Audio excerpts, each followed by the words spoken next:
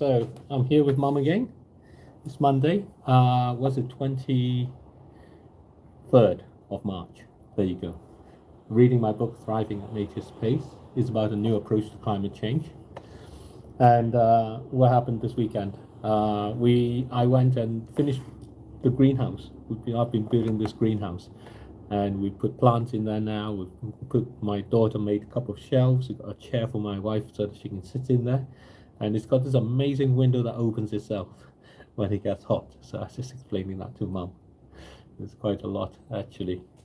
So we're now past the basic section of the mechanism of new approach, and we're on to this section I call emergent economics. And this is about how economics can emerge much like how nature emerges.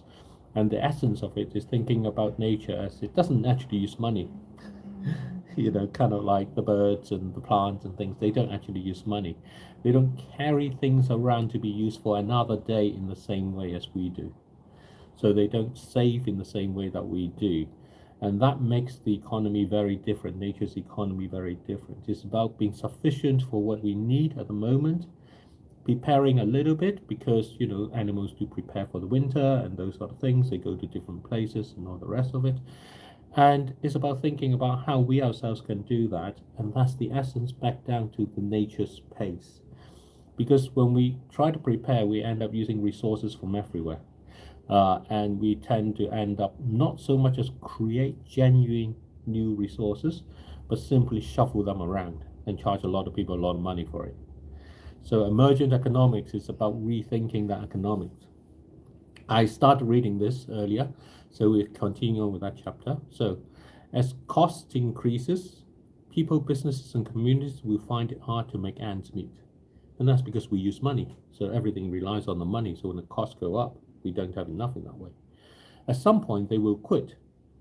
That is, they quit work, live off saved income if they have that, live off a farm if they can, live off handouts where that is possible, or discover any one of a myriad of legal and illegal ways to make ends meet.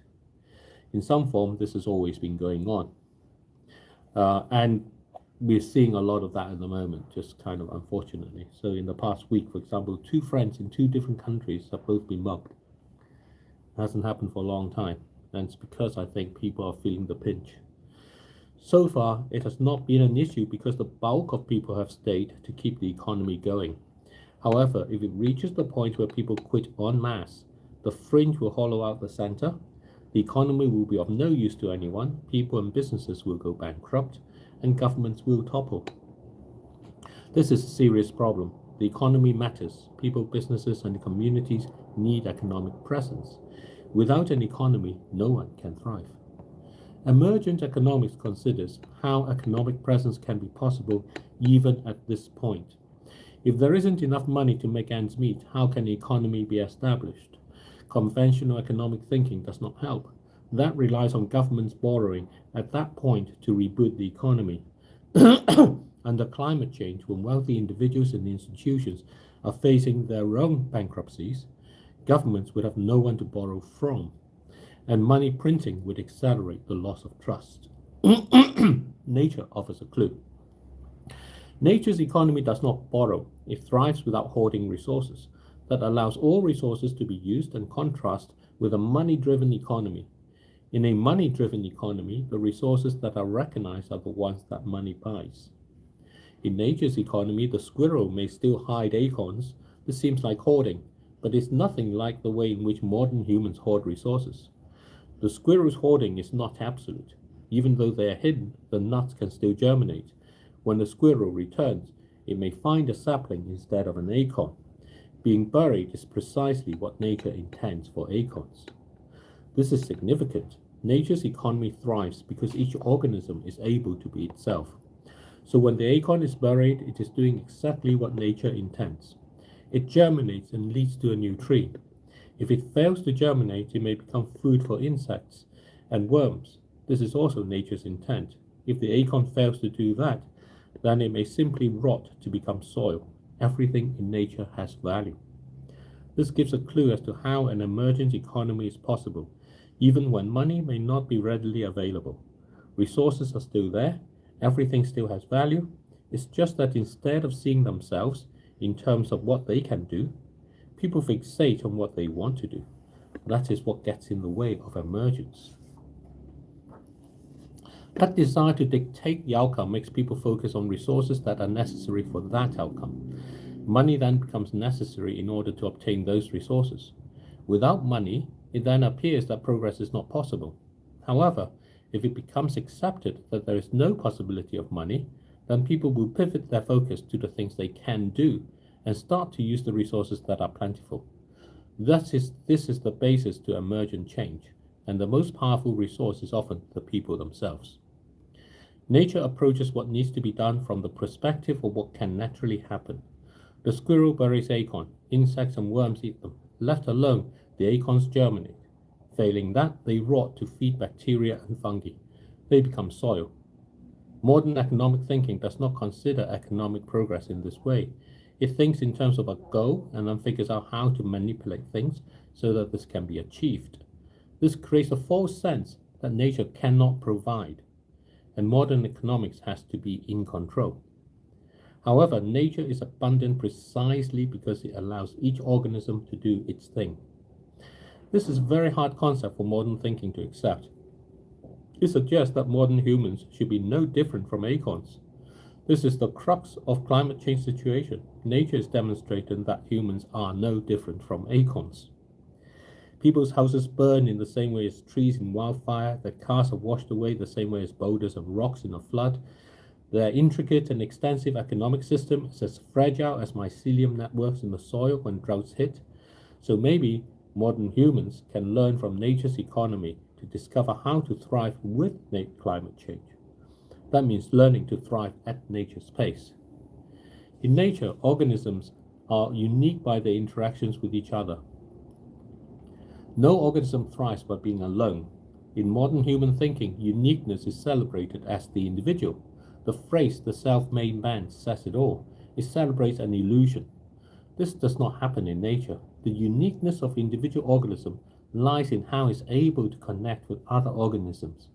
The hummingbird is unique because of its beak, but that is only because the beak allows it to connect with the flowers. Modern humans see the beak as special. Nature sees the ability to connect with the flower as special.